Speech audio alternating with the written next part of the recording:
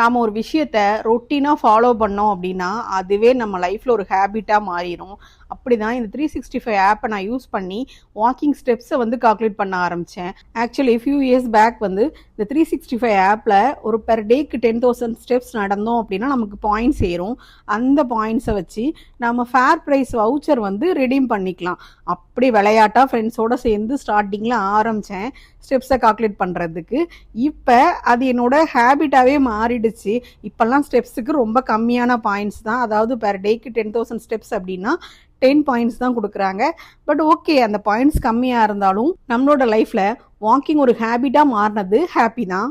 Walking முடிச்ச கையோட இன்னைக்கு சமையலுக்கு ஏதாவது சீ ஃபுட் ஐட்டம்ஸ், அதாவது மீன், நண்டு, இறாலு, கனவா ஏதாவது ஒன்று வாங்கிட்டு போகலாம் அப்படின்னு சொல்லி பக்கத்தில் இருக்கக்கூடிய சூப்பர் மார்க்கெட்டுக்கு வந்தேன்.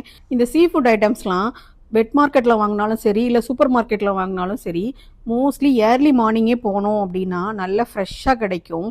ஏன்னா டைம் ஆக ஆக நிறைய பேர் எடுத்துகிட்டு போனதுக்கப்புறம் நமக்கு கொஞ்சமாக கழிஞ்சது தான் இருக்கும். அதுக்கு கொஞ்சம் ஏர்லி மார்னிங் போய் எடுத்தோம்னா நல்லா ஃப்ரெஷ்ஷாக பார்த்து எடுக்கலாம். எனக்கு என்னவோ இந்த கனவா எடுக்கலாமோன்னு தோணுச்சு. ஏன்னா அங்கே போய் எல்லாத்தையும் பார்க்கும்போது நம்ம மைண்டில் ஒன்று சொல்லும், இதை எடு, இதை வாங்கு அப்படின்னு. ஸோ அந்த மாதிரி இன்னைக்கு கனவா தான் வாங்கினேன். 100 கிராம் கனவா $2.09 போட்டிருந்தாங்க. நான் ஒரு நியர்பை ஒரு 400 கிராம்ஸ் எடுத்ததுனால எனக்கு $8.07 தான் வந்துச்சு.